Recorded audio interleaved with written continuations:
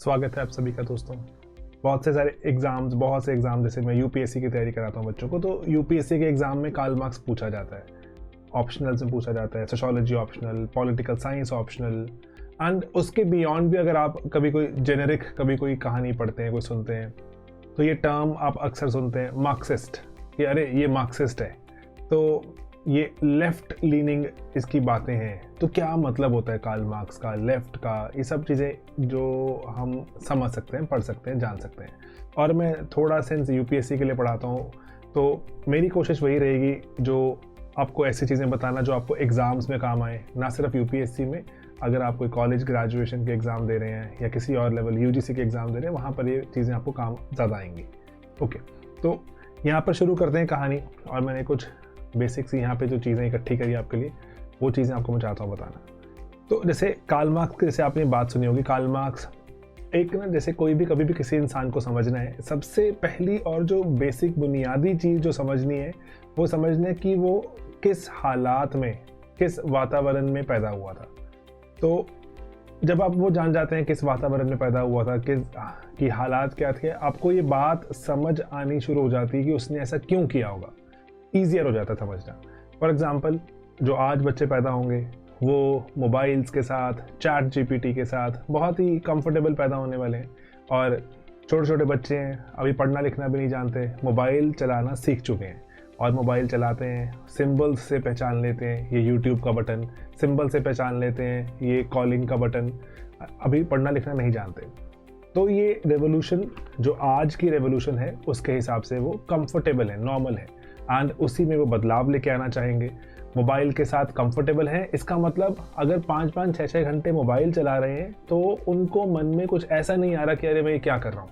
लेकिन जबकि जो पेरेंट्स हैं, जो हमारी जनरेशन या उनसे पीछे वाली जनरेशन, मेरे पिताजी, मेरे माताजी, वो जब हम बहुत देर मोबाइल यूज़ कर रहे हैं, चाहे हमारी जॉब के लिए हो रहा है, पढ़ाई के लिए हो रहा है, वो उसको लेके कंफर्टेबल नहीं है। तो इसीलिए जिस वातावरण से कोई आया, जिस समाज से, जिस तरह के सिस्टम से कोई पैदा होकर उसमें आगे बढ़ा, वो बहुत इम्पैक्ट करने वाला है कि उस इंसान के थॉट्स कैसे होंगे।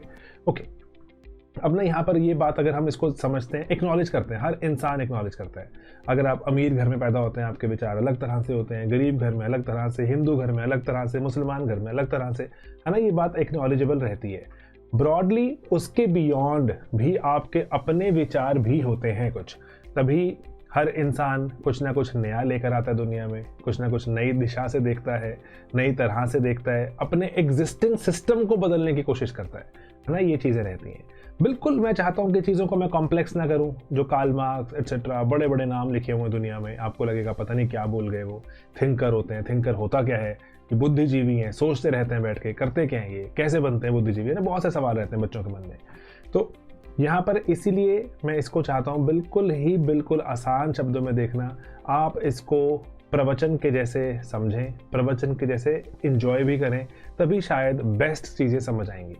तो यहाँ पर मैं एक और भी बच्चों को अपनी क्लास में ये समझाता हूँ, बहुत ही ऑफन ये बात कहता हूँ, जब कार्ल मार्क्स को अगर आप उनके ज़माने में सुनते, उनके साथ बैठते, उनकी कोई अखबार में आया लेख पढ़ते, आर्टिकल पढ़ते, आपको लगता है शायद कोई प्रवचनवादी या फिर ऐसा कोई इंसान है जो कि बैठकर सत्संग कर रहा है, या बैठ के जिसके पास आइडियाज़ डिस्कस कर रहा है, ऐसा कोई इंसान है।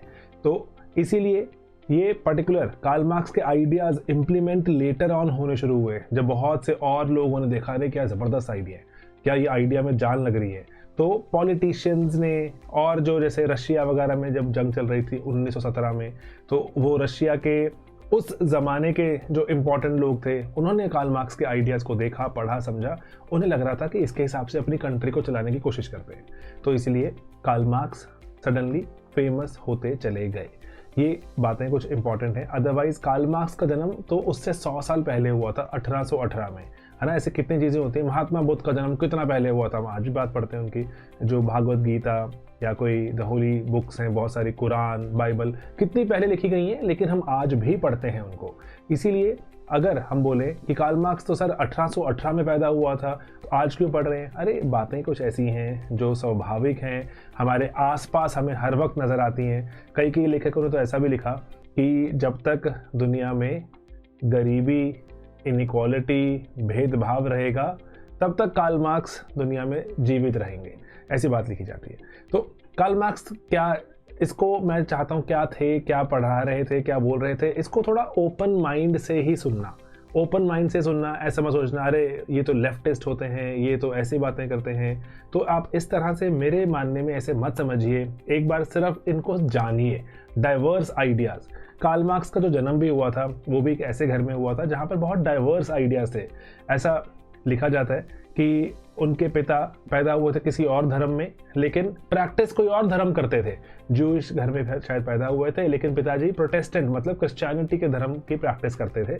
तो ये डाइवर्स विचार घर में देखे जाते थे। ये ऑटोमेटिकली, ऐसा नहीं है कि सिर्फ एक ही विचार में पैदा हुआ उसी में ज़िंदगी काट दी, नो, घर में ही प्रैक्टिस हो रहे थे अलग अलग तरह के आइडियाज़। तो इसीलिए कार्ल मार्क्स पर्टिकुलरली ठीक ठाक घर में पैदा हुए थे, ऐसे बहुत गरीब परिवार से नहीं थे, अच्छे परिवार से थे। उस ज़माने में जर्मनी में पर्टिकुलरली जो अच्छे घराने में पैदा हुए। तो उसके बाद यहाँ पर ऐसा लेकिन देखा गया कि जैसे आप महात्मा बुद्ध की बात करते हैं, महात्मा बुद्ध भी ऐसे जैसे लिखा जाता है, हम पढ़ते हैं उनके बारे में कि वो भी एक अमीर घर में पैदा हुए, रादर वो तो राजाओं के घर में पैदा हुए थे महात्मा बुद्ध। लेकिन जीवन में कुछ कुछ चीज़ें ऐसे विटनेस करी, एक इंसान विटनेस किया जो बीमार था, एक जो मर चुका था, है ना, तो वृद्ध था, एक इंसान बूढ़ा इंसान था। तो इन तीनों चीज़ों को देखा, महात्मा बुद्ध के आइडियाज़ बदल गए। जिस तरह के आइडियाज़ में वो पले बड़े थे, सडनली वो बहुत ज़्यादा अपने अंदर एक बदलाव महसूस करते हैं और वो सच की खोज में निकल पड़ते हैं, तपस्या करने जाते हैं, है ना। महात्मा बुद्ध ने ये तीन चीज़ें देखी, और वृद्ध इंसान, बीमार इंसान, मरा हुआ इंसान, तो पूरे के पूरे महात्मा बुद्ध के आइडियाज़ ही चेंज हो गए एंड हम उनके आइडियाज़ को आज तक पढ़ते हैं। एक बात ये मैं आपको चाहता हूँ यहाँ पर बताना, प्लीज़ इस बात को, शायद I am not really sure कि आप इसको कितना इस पर इत्तेफाक रखेंगे या नहीं रखेंगे। आप अस्पताल में जाकर देखते हैं, अस्पताल में आपको वृद्ध इंसान भी दिखते हैं, बीमार इंसान भी दिखते हैं एंड अस्पताल में आपको मरे हुए लोग भी दिखते हैं। तो लेकिन ऐसा तो नहीं है वहाँ पर हर इंसान महात्मा बुद्ध बनना शुरू हो गया, जितने भी डॉक्टर्स हैं सब महात्मा बुद्ध बन गए। तो इसीलिए एक तरह का वातावरण हर इंसान को एक तरह से प्रभावित नहीं करता। कोई कोई महात्मा बुद्ध बन जाता है, कोई कोई नहीं बनेगा।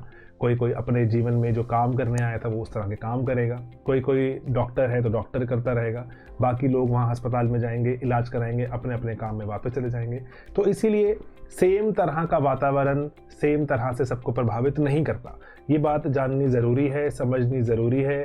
आप हर जगह अगर मोर्चा लेके बैठे रहें कि अरे भाई देखिए कितनी इनइक्वालिटी है, आप अपने बगल वाले को बोलें कि चलो आप भी इस मोर्चे में बैठोगे, क्या मुझे नहीं फ़र्क पड़ रहा इनइक्वालिटी है कि नहीं, तो आप ज़बरदस्ती करेंगे तब सही नहीं है, क्योंकि हर इंसान को हर वातावरण सिमिलरली इम्पैक्ट नहीं करता। हो सकता है कि आपके बगल वाले को ज़्यादा करता है, आपको कम करता हो। तो इसीलिए इस चीज़ों को जानना समझना ये भी बहुत ज़रूरी है अगर कल आप देश के फ्यूचर के लेट्स से कोई ऑफिसर एडमिनिस्ट्रेटर बने। ओके, तो अब यहाँ पर कार्ल मार्क्स 1818 में पैदा होते हैं। जर्मनी, अभी जैसे जर्मनी है तो प्रशिया कहते थे उसको, अभी जर्मनी नामक कंट्री बन गया।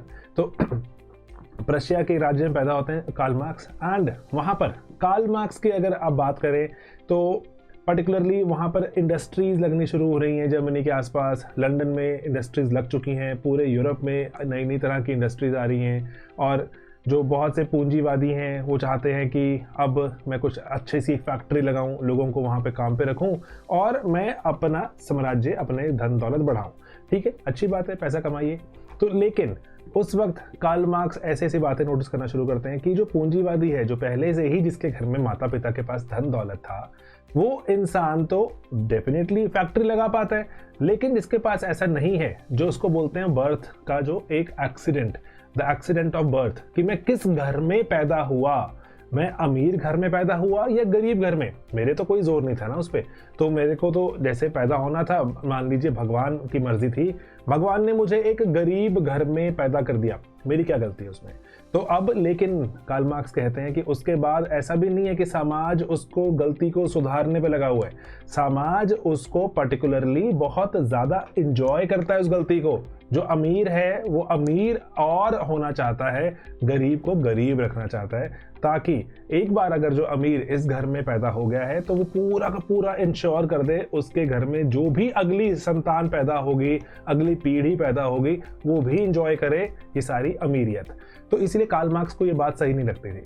कार्ल मार्क्स कहते थे कि ये कैसे हो सकता है, वो वाइन बनती थी और उसकी फैक्ट्री में जाके देखते थे मजदूर कितने कितने घंटों काम कर रहे हैं, लेकिन मालिक इतना घंटों काम नहीं कर रहे। मालिक को जब वो पूछते थे कि ऐसा क्यों कर रहे हो आप, कि वर्कर आपका इतनी कम सैलरी में काम करता है जबकि आपको कमाकर बहुत ज़्यादा देता है, तो आप उसके साथ क्यों नहीं शेयर करते, तो वो बोलते थे कि पर्टिकुलरली ये सारी फैक्ट्री तो मैंने ही लगाई है। मालिक बोल रहा है ये सारी फैक्ट्री मैंने लगाई है, अपनी पूंजी मैंने लगाई है, और ये पूंजी मैंने लगाई है, सारा पैसा मैंने अपना लगा दी यहाँ पर। अगर मान लो ये मेरा सामान ना बिके तो रिस्क भी तो मेरा है ना, तो रिस्क मेरा है। तो इसलिए इसको लोगों ने जो मानना शुरू किया, बात सही है, लेकिन कार्ल मार्क्स कहते थे ये सही नहीं है, क्योंकि जो गरीब है वो चाहकर भी रिस्क ले ही नहीं सकता, उसके पास तो पैसा ही नहीं है। 2 दिन अगर वो 5 दिन छुट्टी कर लेता है गरीब इंसान, उसके घर में खाने के वांदे पड़ जाते हैं। तो इसीलिए वो कार्ल मार्क्स परेशान थे कि कैसे सही करें ये जो बर्थ का जो एक्सीडेंट होता है कि कोई अमीर घर में पैदा कोई गरीब घर में पैदा, समाज इसको सही करने की राह पे भी नहीं जा रहा।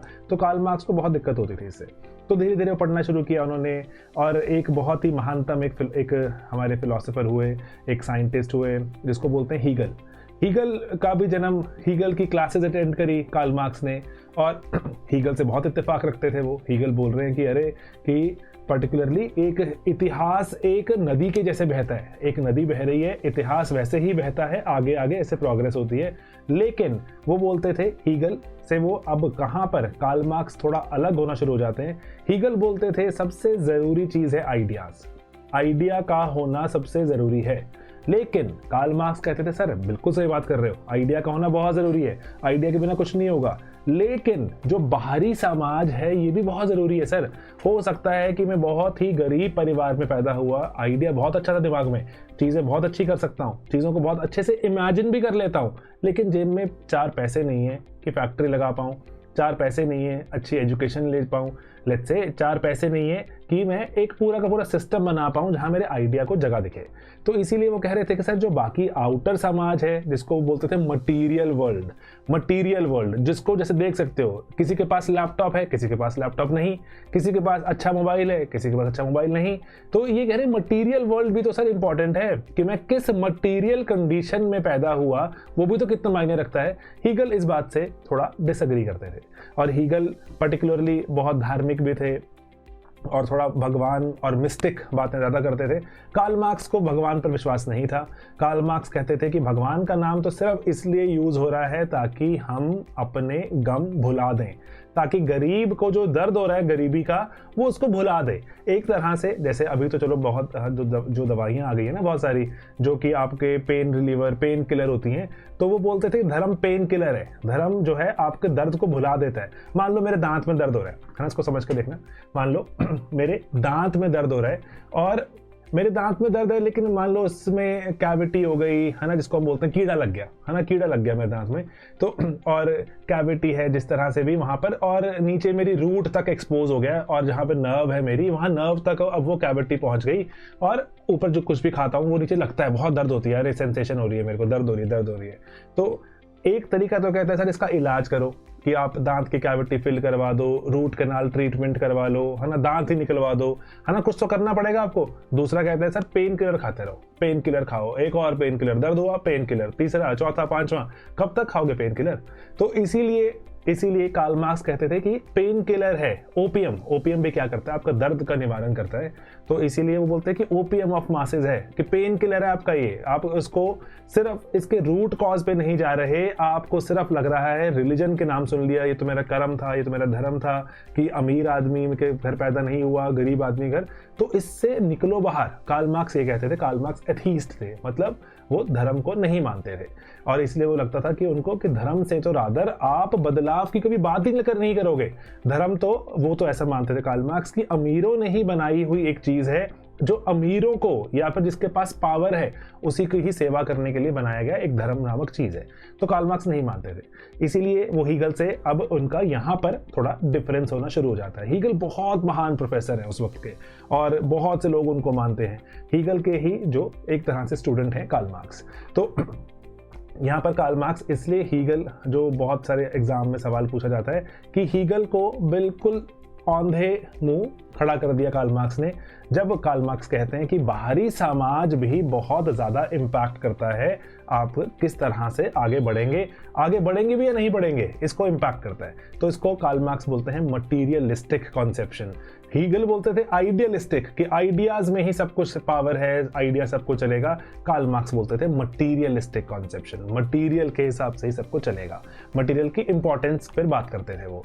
तो यहाँ पर वो हीगल से अलग हो जाते हैं। लेकिन हाँ, इतिहास फ्लो करता है, जो पहले इंसान था उससे अब कहाँ पहुँच गया, कैपिटलिज्म तक आ गए हम, तो इसमें दोनों अग्री करते थे कि बात सही है कि इतिहास एक नदी के जैसे फ्लो करता है। ओके, तो अब यहाँ पर हीगल से अलग हो जाते हैं, अलग तरह से बातें कर रहे हैं, अखबारों में आर्टिकल्स लिख रहे हैं, और आर्टिकल्स में वो बोल रहे हैं कि वर्कर्स को थोड़ा बोल रहे हैं कि आप भी क्यों डरे हुए सहमे हुए घूम रहे हो, आपके बिना तो कैपिटलिस्ट पूंजीवादी कुछ कर ही नहीं सकता, इनकी फैक्ट्री में खुद थोड़ी ना काम कर लेगा पूंजीवादी, काम तो आप ही करोगे, मना कर दो काम करने से, बोलो हमें अच्छी तनख्वाह चाहिए, बोलो हमें अच्छी वेज चाहिए। वाइन फैक्ट्रीज वगैरह में थे, वहां पर शुरू किया, तो वहां के पूंजीपति थे, वो नाराज होना शुरू हो गए, अरे भाई क्या कर रहे हो, क्यों भड़का रहे हो हमारे लोगों को।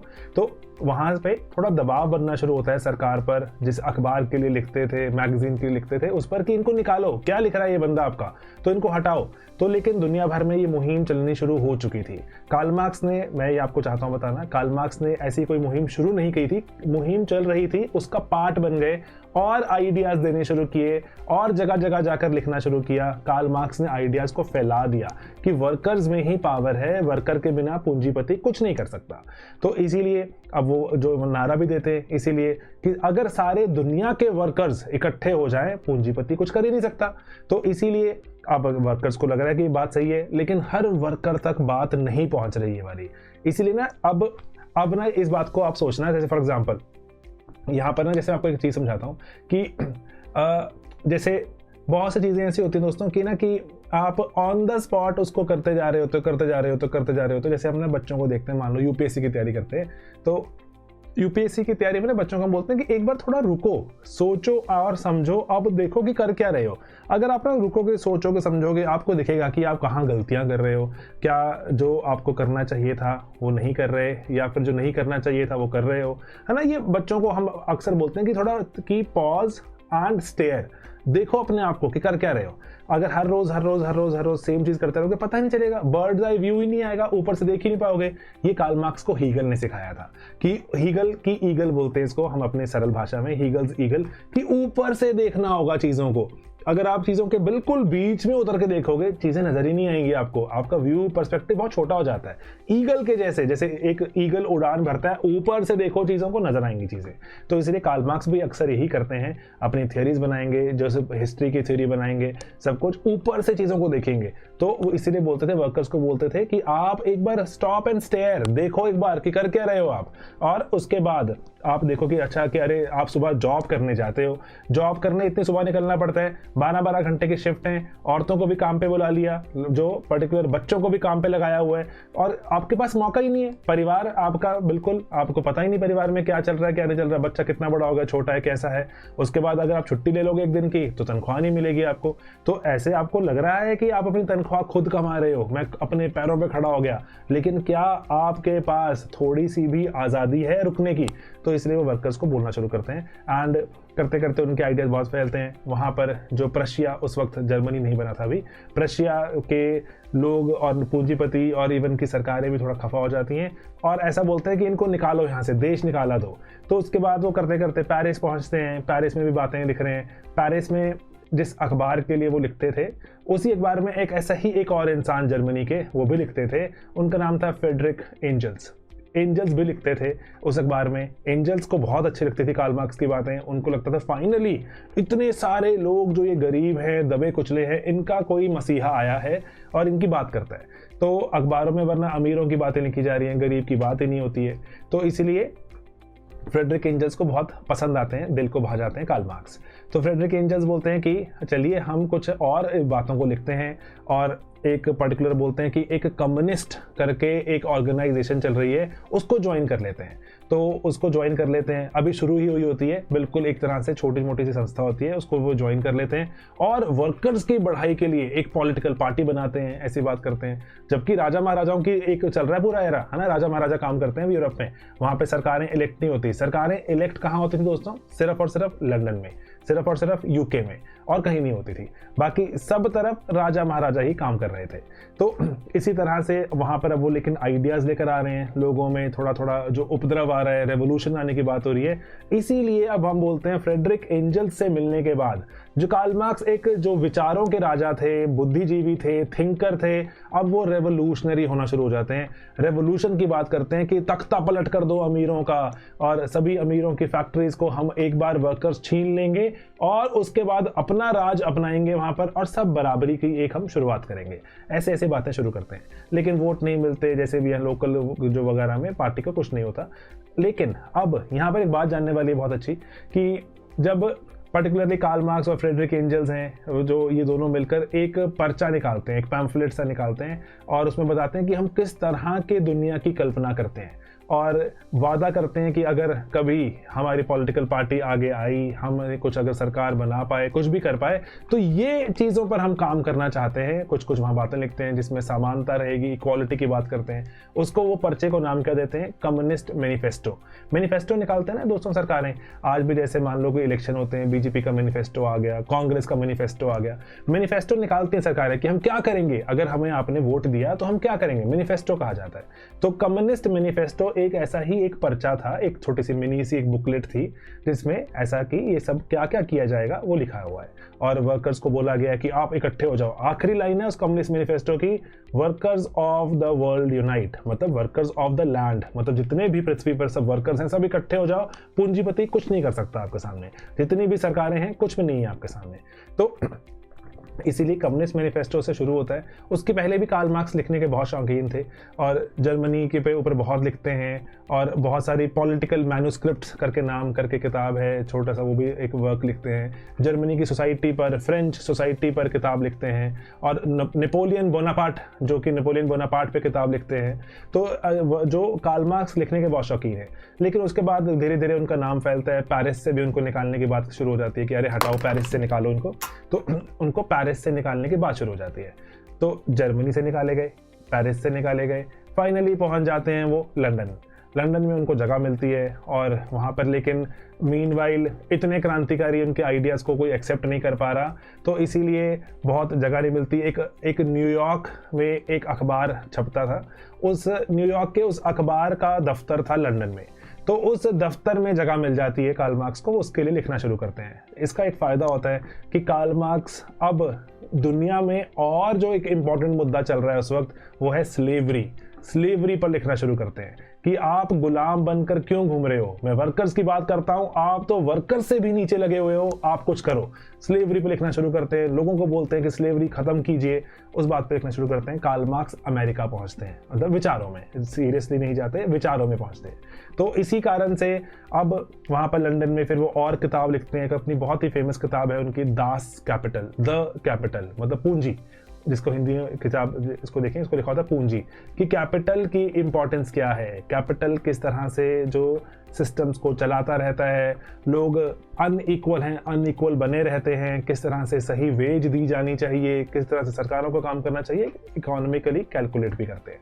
तो दास कैपिटल वो लिखते हैं वहाँ पर, और बहुत ही फेमस हो जाते हैं उससे। एंड मीनवाइल वो बाकी जगहों पे काम कर रहे हैं, और चाहते हैं कि दुनिया भर में कुछ ये वाले आइडियाज़ के बेसिस पर सरकारें चलें, वर्कर्स काम करें, और वर्कर्स अपने अपने पूंजीपतियों को हटा देंगे।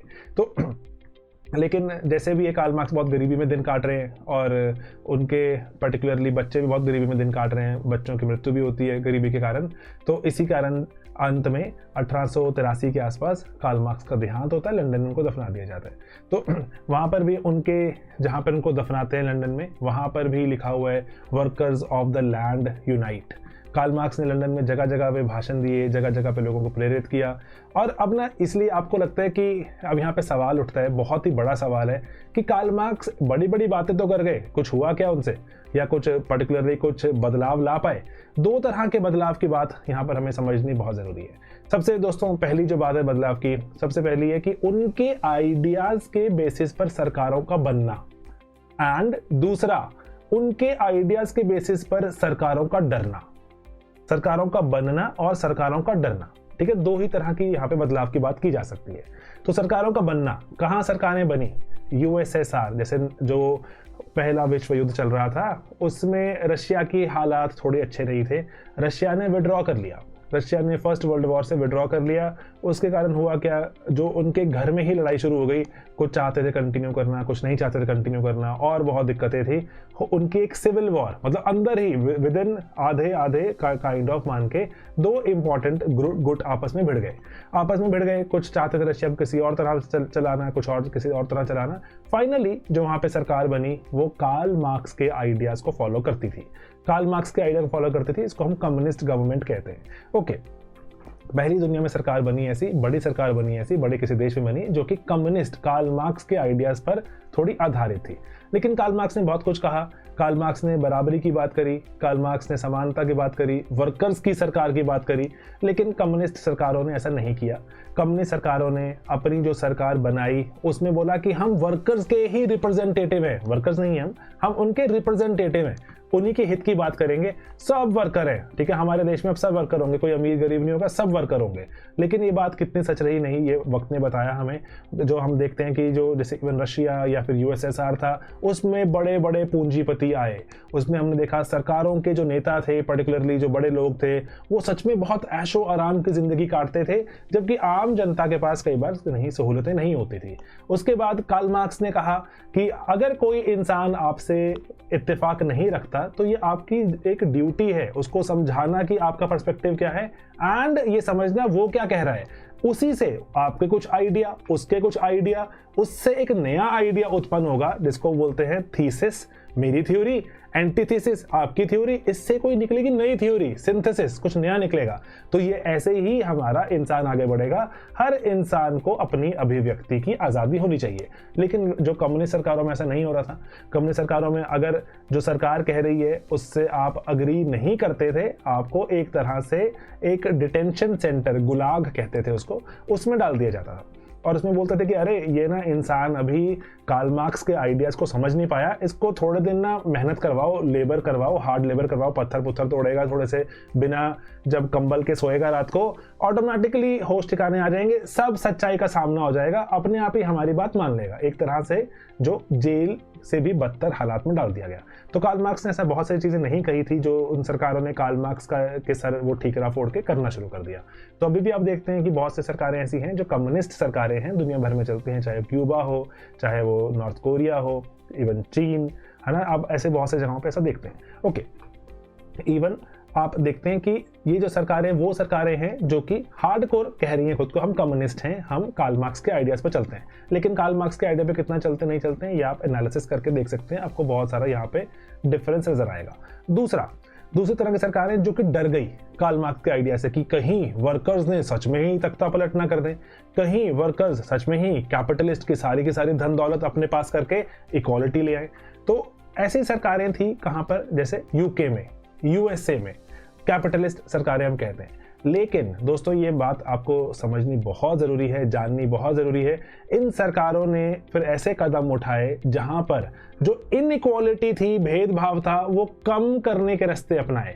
सरकारों ने बहुत सी चीज़ें अपने हाथ में लेकर जनता में डिस्ट्रीब्यूट करी।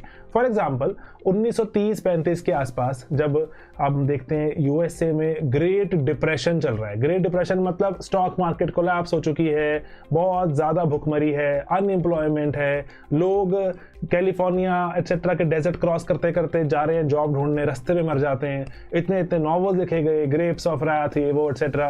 लोग भी खफा हैं सरकारों से कि सारा का सारा पैसा उठा के पूंजीवादियों को दे दिया। यूके में भी ऐसा देखने को मिल रहा है। और इंडिया जो यूके जिसके अंदर हम गुलाम थे यूके के, हम भी प्रोटेस्ट कर रहे हैं, हमें भी कुछ चाहिए, बदलाव चाहिए, हमें भी वो कैपिटलिस्ट बहुत पसंद नहीं है। सरकारें डर गई कि ये सभी लोग भी कैपिटलिस्ट जो हमारी सरकारें हैं इनके खिलाफ ना हो जाए। सरकारों ने खुद को बदलना शुरू किया, सिस्टम बदलना शुरू किया।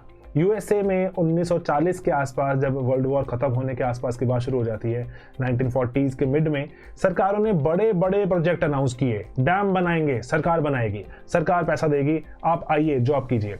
डैम बनाएंगे, हम आपको भत्ता देंगे, महंगाई भत्ता मिलेगा, अनएम्प्लॉयमेंट का वेज मिलेगा, और आपको अगर हेल्थ के बारे में बात करें, यूके ने सबसे बड़ा हेल्थ प्रोग्राम चलाया, फ्री में हेल्थ देंगे, फ्री में एजुकेशन देंगे। कौन सी पूंजीवादी सरकार ऐसा कर रही थी? नहीं कर रही थी।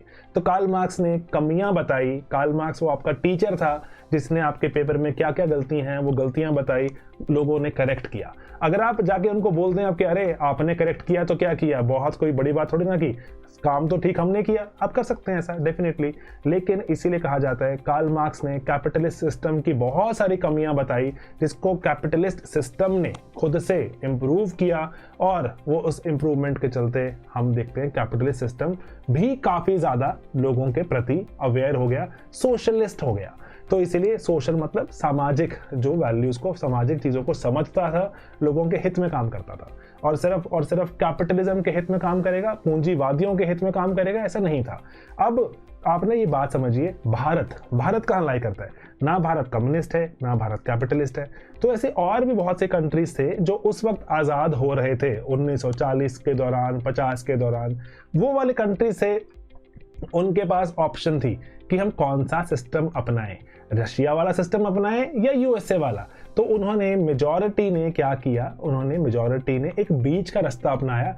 थोड़ी इंक्लिनेशन पक्का होती थी, जैसे भारत की इंक्लिनेशन टुवर्ड्स रशिया थी, टुवर्ड्स यूएसएसआर थी, एंड थोड़ी हम देखते हैं कि इवन वियतनाम की, या फिर जो इवन कोरिया की। अब कोरिया पर्टिकुलरली जो साउथ कोरिया है वो यूएसए की तरफ रुझान है, जापान का रुझान थोड़ा सा यूएसए की तरफ है। तो कंट्रीज दोनों का ही मिक्सचर उठाती थी, और लेकिन किसी की तरफ रुझान रख लेती थी। तो इंडिया का रुझान यूएसएसआर की तरफ था।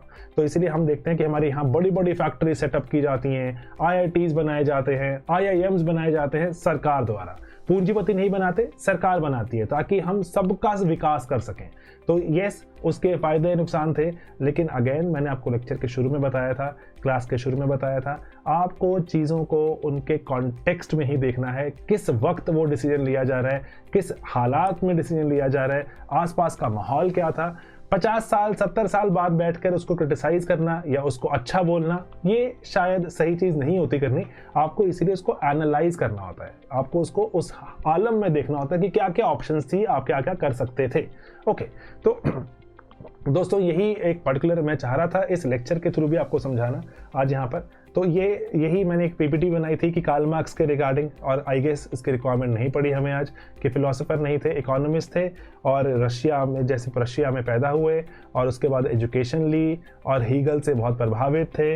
लेकिन हीगल थे एक आइडियलिस्ट क्रिश्चियन, कार्ल मार्क्स थे मटीरियलिस्ट एथीस्ट। इतनी हाईफाई लैंग्वेज है, आज आपको शायद ही समझ भी आ जाएगी कि आइडियलिस्ट और मटीरियलिस्ट में क्या यहाँ पर फर्क है।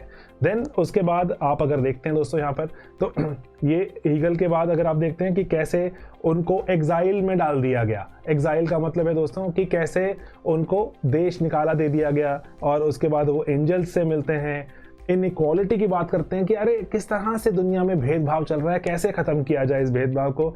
किताबें लिखते हैं, मैनिफेस्टो लिखते हैं, दास कैपिटल, कम्युनिस्ट मैनिफेस्टो, ये सब चीज़ें लिखते हैं, और दुनिया में पर्टिकुलरली वर्कर्स के हित की बात करते हैं, उनके राइट्स की बात करते हैं, एंड अकॉर्डिंगली यहाँ पर आप देखते हैं कि दुनिया भर में बदलाव किया जाता है उनको लेकर। खुद वो जीवन भर बुरी हेल्थ, बुरे जो छत के बिना टपकती छत में रहे, और अपने बच्चों को भी ठीक से नहीं पाल पाए, लेकिन वो इतने सारे दुनिया भर के बच्चों के लिए इतना कुछ बोल गए, दुनिया भर में इतने सारे परिवारों के लिए इतना कुछ करके गए। तो इसीलिए अभी भी आप देखते हैं, यस, कार्ल मार्क्स रेवोल्यूशनरी थे, सरकारों को बदलने के लिए बात करते थे, पूंजीपतियों के खिलाफ बात करते थे। एक बात का हमेशा ध्यान रखना दोस्तों, हमेशा जो पूंजीपति होता है, इसके पास पैसा होता है, वो चाहता है कि उसके हित की बात हो, कि अगर उसके हित की बात नहीं होगी पैसा नहीं कमाएगा ना वो। तो इसीलिए उसके हित की बात करने के लिए वो जगह जगह पर वो कोशिश करता है कि वो लोगों के साथ जुड़े, उनको किसी तरह से इकोनॉमिक इंटरेस्ट में अपने साथ जोड़े, अपने साथ जोड़कर उसके फेवर की बात करते रहे लोग, ऐसा उसका मन करता है। तो इसीलिए कार्ल मार्क्स करता है, कोई बुराई नहीं है इसमें, लेकिन आप लोगों के हित की बात भी करो, जो आपके वर्कर्स हैं उनकी भी बात सुनो, वर्कर के हित की बात करो। दुनिया भर में इसलिए फैक्ट्रीज में सिस्टम शुरू हुआ जहां पर वर्कर्स से पूछ के बहुत सारे डिसीजन लिए जाते थे। वर्कर्स के नंबर ऑफ आवर्स का टेल हुए, छुट्टियों की घोषणा शुरू हुई, बच्चों को सरकार पढ़ाएगी स्कूल में, ये सिस्टम शुरू हुआ, बच्चों को अच्छी हेल्थ मिलेगी, सिस्टम शुरू हुआ। तो अगर आप देखें कि एक इंसान ने इतना रेवोल्यूशनरी काम नहीं किया होता तो शायद दुनिया चल रही थी, पहले भी चलती रहती। अभी लेकिन एक बदलाव की चीज़ तो सोचते हैं हम कुछ ये तो सोचते हैं कि अरे कुछ सिस्टम में कमियां हैं, ठीक करने की गुंजाइश होनी चाहिए। तो इसीलिए हम देखते हैं दुनिया भर में बदलाव तो रहा। तो इसीलिए कार्ल मार्क्स जिंदगी भर लिखते रहे और अंत में सिर्फ यही लिख गए, workers of all land unite. दुनिया में दोस्तों अपना हर इंसान वर्कर है। आप देखें बड़े से बड़ा पूंजीपति भी, सीईओ भी आप देखें काम कर रहे हैं सब लोग। अगर हर लोगों के वर्कर के हित की बात करेंगे, वो सबके हित की बात, ऐसा है कार्ल मार्क्स को लगता।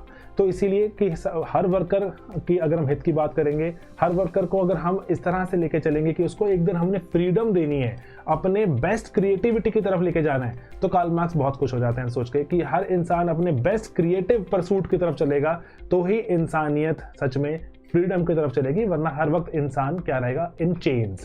कार्ल मार्क्स क्या बोलता है कि हर वक्त इंसान चेन में है। असली चेन्स का छुटकारा कब होगा, जब हम एक पर्टिकुलर आइडिया जो कि है पैसा कमाना के पीछे पड़े रहेंगे, तो हम चेन्स में ही रहते हैं। तो क्रिएटिविटी जब तक नहीं आएगी, इसलिए इंसान, वो लिखते भी हैं कि इंसान खुद से ही जुदा हो जाता है जब हर वक्त सिर्फ एक ही परसूट में चला रहता है, वो है पैसा कमाना। तो इससे जब कहोगे आप पैसा कमा भी लोगे लेकिन फ्रीडम एंजॉय नहीं करते कभी आप। तो इसलिए कार्ल मार्क्स का इम्पैक्ट बहुत सारे, मैंने आपको बताया कि ऐसे देशों पर भी पड़ा जिन्होंने उनके नाम से अपनी कंट्रीज इस्टेब्लिश करी, लेकिन उसके सिवा उल्टी जो कंट्रीज थी, जैसे आपने सुना होगा दोस्तों, हमारे देश में भी ना जब कोई कहीं पे मीटिंग होती थी, जो कम्युनिस्ट आइडिया डिस्कस कर रहे होते थे, सरकार, मतलब उस वक्त ब्रिटिश हुकूमत थी, पकड़ के ले जाती थी। कानपुर कॉन्स्पिरेसी एटसेट्रा एटसेट्रा, आपने नाम सुने होंगे। कॉन्स्पिरेसी का मतलब कि हमारे देश में कम्युनिस्ट सरकार बनाने की कॉन्स्पिरेसी की गई। तो ऐसी बातें देखने को हमें मिलती हैं। तो इसीलिए सरकारें डरती थी, इसलिए सरकारों ने खुद से ही बदलाव शुरू किया। तो आपने ऐसे समझे, एक तरफ कैपिटलिस्ट हार्डकोर एकदम कैपिटलिस्ट सरकार, एक तरफ कम्युनिस्ट सरकार, दोनों ही कहीं आधे रास्ते में आके मिल चुकी हैं दुनिया भर में। कम्युनिस्ट सरकारें हैं वो कैपिटलिस्ट का रास्ता अपना चुकी हैं, कैपिटलिस्ट सरकारें कम्युनिस्ट का रास्ता अपना चुकी हैं, और भारत जैसे कंट्रीज हैं शुरुआत ही बीच में करी थी, थोड़ा बहुत यहाँ वहाँ टिल्ट करते रहते हैं। तो इसीलिए हम देखते हैं सारी दुनिया एक सेंट्रल मॉडल पर ही चलती हुई हमें नजर आती है, किसी का बस थोड़ा यहाँ वहाँ रुझान एक्स्ट्रा देखने को मिलता है। तो यही दोस्तों आज मेरा आइडिया भी था आपको कहानी से सुनाना। बहुत से बच्चे हैं जो नहीं जानते अबाउट कार्ल मार्क्स, उनको कार्ल मार्क्स के बारे में बताना। ऐसे इतनी सारी चीज़ें लिखी हुई हैं पढ़ी जो, और बच्चों तक पहुंचाना सिंप्लीफाइड तरीके से, बिना कोई हैवी वर्ड यूज़ किए। किताबों में इतने हैवी वर्ड्स लिखे होते हैं, बच्चों को नहीं समझ आता, नहीं पढ़ पाते, डर जाते हैं, पता नहीं चलता कि क्या कहा था उस थिंकर ने। अभी शायद एक छोटी सी कोशिश है कि अब उसके थ्रू हम आपको बता पाएँ।